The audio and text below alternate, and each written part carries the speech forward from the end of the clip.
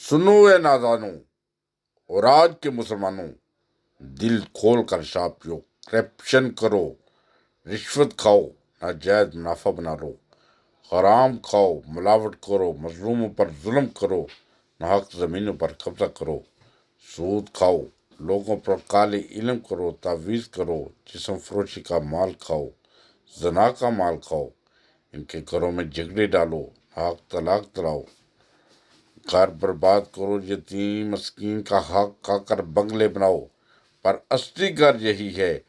اور یہ یاد رکھنا، جو سزا یہاں ملے گی آپ سوچ بھی نہیں سکتے۔ یاد رکھو، آپ کے مرنے کے بعد ایک گہرا گڑھا کھودا جائے گا جسے قبر کہتے ہیں، اور پھر گورکن اور اسے گہرا کرے گا، اور اس کے اندر آپ کو رکھ کر اوپر سلیب ڈال دی جائیں گی، اوپر منو من مٹی ڈال دی جائے گی، پھر خدا تعالیٰ کی عدالت میں آپ پیش ہو جائیں گے، پھر جزا سزا کا فیصلہ ہوگا۔ قبر میں نہ کوئی عزیز ہوگا، نہ رشتہ دار ہوں گے، سب بیکار ہوں گے، نہ کوئی کمانڈ ہوگا، نہ کوئی کمانڈر ہوگا۔ دنیا کا سب مال دنیا میں چھوڑ کر چلے جائیں گے، اور وہاں ہمارے اعمال کے مطابق فیصلہ ہوگا۔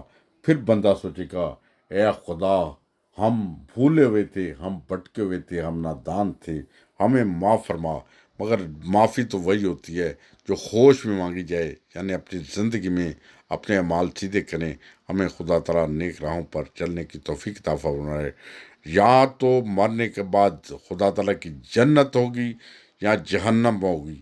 جہنم کے بارے میں قرآن کریم میں بار بار آتا ہے کہ ایسے تمام لوگوں کے لیے جو ظلم کرتے ہیں انسانوں کے اوپر، دردناک جہنم کا عذاب ہے۔ اللہ تعالیٰ اس عذاب سے سب کو بچنے کی توفیق عطا فرمائے، آمین، اور اچھے اعمال کرنے کی توفیق عطا فرمائے، آمین۔